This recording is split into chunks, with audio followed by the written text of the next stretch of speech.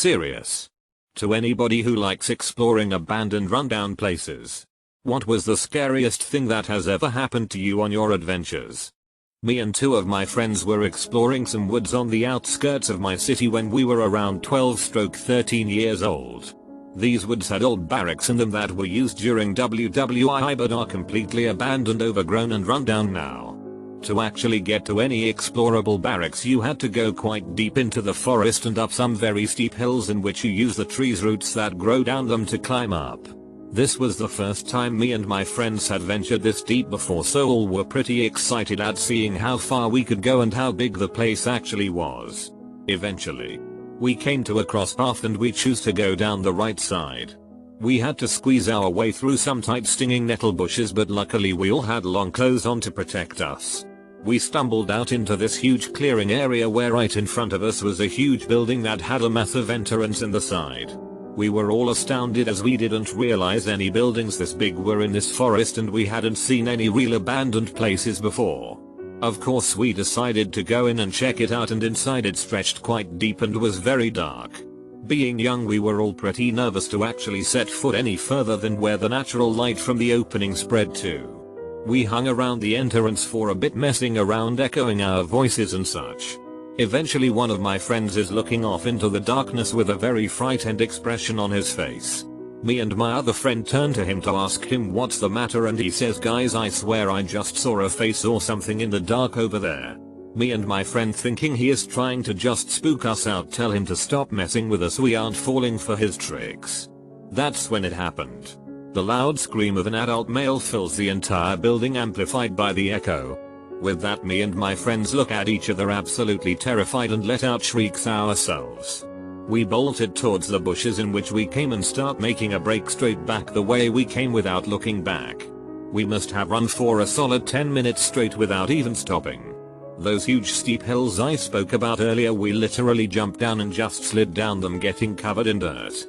We finally reached the edge of the forest and stopped running. We never did find out who was in there or why, but considering how young I was, it was definitely one of my most terrifying experiences. Traveled to this lighthouse on one of the only undeveloped stretches of California coast, aptly and scarily named the Lost Coast. It was the middle of winter, the opposite of tourist season. I drove by myself to hike the Lost Coast alone.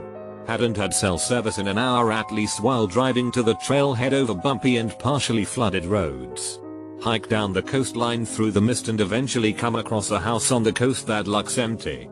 But while walking near it, I start hearing noises that sound like doors opening and closing. I start running and realize that there is a large creek outlet into the ocean between myself and getting away from the house. I wade through, get soaked, and then about 100 yards down the beach I look back to see an older man looking down the beach towards me. I'm already extremely creeped out and realizing that if someone wanted to kill me out here, I'm dead basically. Further down the beach, I can see the lighthouse through the fog and I keep heading towards it. The building to the left in the picture is what I came to first. But it was getting dark and the building creeped me out. I braced myself walking past it and noticed that covering the far wall were many white handprints. I'm sweating bullets now. Absolutely terrified and scurry past the building towards the lighthouse. I peered into the windows of the lighthouse from a distance. But I couldn't make myself go into the building because in my mind, anything could be in there. Eventually, my terror subsides a bit and I continue down the beach. The lighthouse is out of sight if I turn around and it's getting late. So I'm thinking about where to set up camp. While I'm turned towards the ocean, I heard what sounded like a man's loud scream come from back towards the lighthouse. Didn't sleep a wink that night. I look at abandoned foreclosed homes for part of my job, walked through about 2,500 in the past 4 years. The time I got scared the most was in an abandoned home. All windows and doors boarded up and the house was very rough, ransacked and had lots of debris. I got in and was taking photos of all the rooms. I made my way to the basement, very dimly lit from gaps in the boards covering the windows, and upon turning the corner I see a man standing in the back corner of the room looking back at me.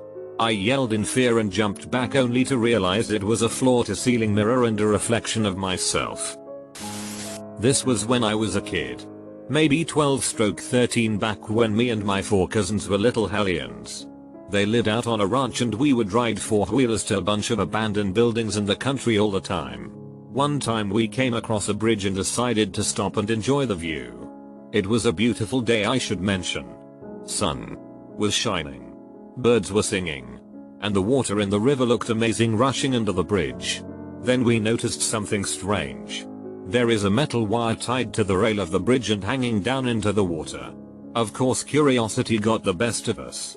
So we decide to pull it up and see what it was all about. We pull up a deer skull. A huge one too. With large antlers and everything. Mind you, this is not within the timeline of hunting season at all. Then my cousin says, "Look over there." We see what looks like an axe stuck in the middle of a tree stump down by the river. We walk to the end of the bridge and hike our way down to the river, and lo and behold, this is not an axe. It was a deer's leg that had been chopped off and stuck in the dead center of the tree stump, pointing straight up at the sky. We rushed back to the top of the bridge and decided there was no way a deer died by itself and put its leg in a tree stump and tied its skull to a metal wire. We come to the realization that someone is hunting out of season. Suddenly, as 2 of my cousins are discussing whether to take the head with them or not, they thought it was super cool but it smelled absolutely horrible. We see some hillbilly looking men step out onto the porch of a house up on the hill. They are holding rifles. They see that we've pulled up the wire with the deer skull and start running down the hill at us. We never rode our 4-wheelers so fast. We booked it out of there. We made it back to the ranch and told our parents about it. About 10 years ago I was exploring an old rundown hotel in my city with some friends at about 3 AM. The property owners were having serious troubles with squatters, so they had put razor wire everywhere. I was wearing thin jeans. I was 18 and stupid. I tripped on some steps and thought some of the razor wire had just caught on my jeans. We keep going and get inside. Soon I realize my leg is wet. And I don't just mean wet. It is soaked from the knee down. It's dark as hell. So my buddy shines his flashlight on my leg and it turns out it's blood. I have to drop my pants in front of everyone to see where it's coming from. Right above my knee is this little cut. Squirting blood. We all start cursing. One of the girls pukes and has to turn away. Fortunately my buddy, incidentally the one with the flashlight, takes off his belt and sweatshirt and makes a pressure pack for it and gets me to lay down with my leg above my head for a bit. After a while we decide we have to hike out of there and quick before security comes back for their rounds. So we tighten the belt and we hike out of there. I had to take my pants all the way off because I didn't want to rip them over the sweatshirt. So here I am walking out of this hotel and into the subsequent neighborhood to where our car was parked in my boxer briefs holding my leg. Soaked in blood from the knee down. Ended up going okay. Sewed it up at home with help from dude with the flashlight. He was a nifty friend to have around. Razor wire is nothing to F with. This was a few years ago, but there was an abandoned cookie factory in my city. We found out if we walked down some train tracks you could get in through an unlocked side door. So me and 2 other guys went exploring. We entered the basement and wandered through. It was obvious people had been there before by the "Shtai Hail Satan" graffiti tags all over what was a locker shower room. Anyway, we come to a ladder going up to the next floor and I proceed to go up it and realize when the company left the building they had sectioned this portion of the building off. The ladder went up and had a curved rung on it. So they had take a large piece of plywood and cut holes in it to fit in through the rungs and laid it on the floor to block it off. I get to the top. Lock my legs on the ladder and push hard on the plywood and it comes up. There on the floor about 6 inches in front of my face was a glass orb. It was reflecting. There in the darkness. I'm looking at my own face and what I can make out with my light. I just stayed there for a minute expecting something to come out of the darkness and tear my effing face off and pull me up the ladder. So I took a breath. Lifted the plywood. Slid underneath onto the floor and assumed the effing Wolverine stance. Like that was going to save me from the deranged murder ghost of the abandoned cookie factory. The 2 guys I was with get up the ladder and we look around. We found a 6-foot tall T-Rex and toys and all kinds of stuff. Old children's museum exhibits. By this point if you live in my city, you most likely know where I was. The cookie factory had a nearby children's museum and they held old exhibits for the museum in one of the empty wings in the factory. Maybe for a tax break or something. I guess since the factory shut down, they blocked that part off and hoped they'd forget about it. There used to be this abandoned asylum in the woods by the park near the house where I grew up. The main building above ground had been torn down but the basement was still there and you could enter it through a small window that was just big enough to crawl through. The furniture and some medical stuff was all still down there. I was too afraid to go through the window but my friend wasn't. He was down there for about 5 minutes before he screamed and jumped out of the window. He said something was chasing him. We could hear it down there scurrying around but none of us wanted to get close enough to the window to look with the flashlight. A few years later a woman got attacked near there by a gaze of aggressive raccoons. Naughty children get sent to the raccoon asylum. Owner threatening to beat the shit out of us because he thought we were after copper. Dude was actually pretty chill when he realized we were dumb teens and not meth heads. But he did force us to give over our backpacks to make sure we didn't have spray paint or tools. Ghosts probably see a lot of meth heads. Spent the day at my then GF's house. Her grandmother, Margaret, lives in a secondary home on the same property located in the backyard. We were casually watching baseball on the couch when her GMA came over with a terrified look on her face. The only two people occupying her house is herself and my wife's cousin, Kyle.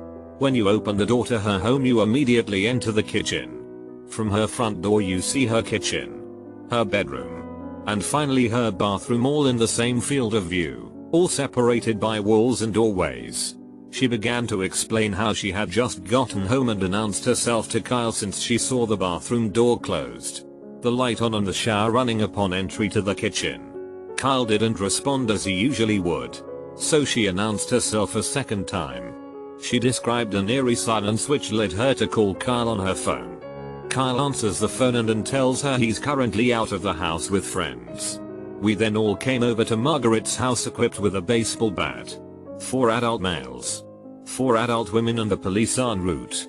Father-in-law, skilled boxer, went up to the bathroom door, tried to open it, but notices the doorknob is being held stiff on the other side. We all know the door is locked. Show is running. Light is on. And the sink was also running. Unable to open the door he steps outside still waiting for the cops. Kyle now gets home extremely enraged about the situation. He takes off his shirt as he stops towards the bathroom door and starts to threaten whoever was in there. But still no response. 2 police finally arrive and also notice the light is on. Shower and sink running. They announce themselves outside the bathroom door as loud as possible with guns drawn. Officer 1 tests the doorknob and violently opens the door to clear this tiny bathroom. No one is found inside the bathroom. The bathroom window is 4 inches height x 12 inches length. A leprechaun wouldn't be able to clear that. The officers noticed the light was turned off. Shower was off. Door wasn't locked anymore. But the sink was still running. They were as terrified as we were and told us we experienced something supernatural and there wasn't anything they could do. Clearly, extended family came down the next day curious about the situation. My wife's brother recreated the situation to his aunt at Margaret's house to let her know how it all went down. He turned on the shower, turned on the sink, the light, and left the door unlocked for dramatic reasons. He announced himself like the police officers didn't open the door. Both shower and light turned off.